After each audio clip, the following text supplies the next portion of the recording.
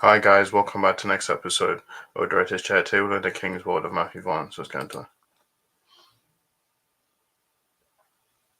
Welcome back to the next episode of Director's Chair. We're talking about directors. Today we're talking about Matthew Vaughn. Before I do, don't forget to subscribe and notification bell for his algorithm. So yeah, I'm gonna go through his movies. I'm gonna go through them. I'm gonna talk about how I formats at start. So in 2004 we had Layer Cake, which was a British crime film. This is Matthew Vaughn's first movie. The star Daniel Craig, Colm Meaney, Kenneth Cranham, George Harris, Jamie Foreman, Sienna Miller, and Michael Gambon. It made 11.9 million, $6.5 million budget. Received positive from critics. Craig's performance in the film has often been cited as a major factor in his casting as James Bond in 2005, and this is a really good movie. I highly recommend check that Slate Cake. So 2007 we had Stardust. This was a romantic fantasy adventure film. It's based on the 1999 novel of the same name by Neil Gaiman and Charles Vess, and it stars Claire Danes, Charlie Cox, Sienna Miller, Ricky Gervais, Jason Fleming, Rupert Everett, Peter O'Toole, Michelle Pfeiffer, Robert De Niro. It made 137 million on a 70 to $88.5 million budget. Received positive reviews, and I actually like this movie. So, that's Stardust. 2010 we had Kick-Ass. Now this was a black comedy superhero film. It's based on a comic book of the same name by Mark Miller and John Romita Jr. And it stars Aaron Taylor Johnson, Christopher Mintz-Plasse, Chloe Grace Moretz, Mark Strong, Nicolas Cage. It made $96.2 million on a $28 to $30 million budget, and it was well received by both critics and audiences.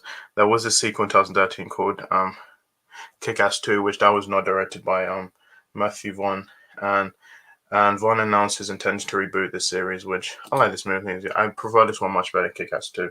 I would want a Kick-Ass 3, but I don't think it'll happen now because I think this is good. I think it's been too long since Kick-Ass 2, and I think reboot might be better. But I think this movie is great. I love this movie. That's Kick-Ass. So 2011 we had X-Men First Class.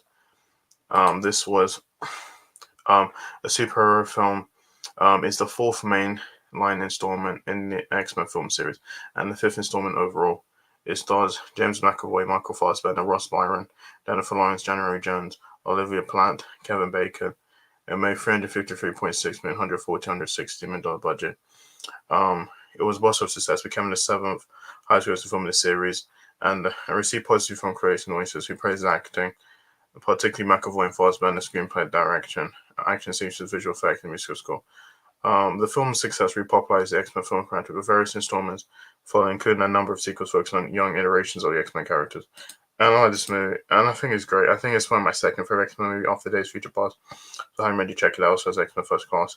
Then 2015, I had Kingsman: The Secret Service. This was a spy action film. As first installment in the X-Men film series, it's based on the comic book of the same name by Mark Miller and Dave Gibbons. Um, It stars Colin Firth, Taron Egerton, Samuel Jackson, Michael Caine, Mark Strong. It made $414.4 million, $81 to $94 million budget. The film received generally positive from critics, who highly praised the stylized action sequences, direction, actions, performances, villain visual style, gore, and its dark humor. Although some scenes were criticized for being too over the top. Made $414 million, becoming Vaughn's most successful commercial film to date. And yeah, I like this movie. I think this is my favorite Kingsman movie. I just love this movie. So that's Kingsman: Secret Service. Then in 2017 we had Kingsman: The Golden Circle. This was a spy action comedy film. It's based on a comic book series, The Secret Service, later titled Retired Kingsman by Mark Miller and Dave Gibbons. The film serves as a second installment in the Kingsman film series and sequels to Kingsman: The Secret Service. So it's Colin Firth, Julianne Moore, Taron Egerton, Mark Strong, Pedro Pascal, Halle Berry, Elton John, Channing Tatum, Jeff Bridges. It made $410.9 million on a $104 million budget. It received mixed reviews from critics, with the film's long running time targeted for criticism and its new characters and science action garnering positive responses, though the acting and humor were praised. So yeah, and yeah, this is a really good movie. So let's go. It's okay. It's not as good as the first one. So cool. Then 2021 we had The Kingsman. This was a spy action film.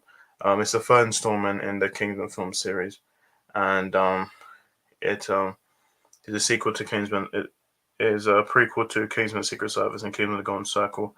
It stars Ralph Fiennes, Gemma Arterton, Rhys Ifans, Matthew Good, Tom Hollander, Harris Dickinson, Daniel Bro, Jim Henson, Charles Dance.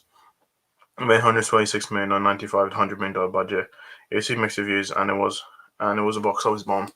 Now, I like this movie. I saw it so much. I enjoyed it. I think the problem with this movie is that I feel like this was supposed to come in 2019. No, it was supposed to come in 2021. It just kept getting pushed back several times, mainly due to COVID and stuff. And I wish if it came out when it's supposed to. I think it probably would have been more people would have went out and seen it.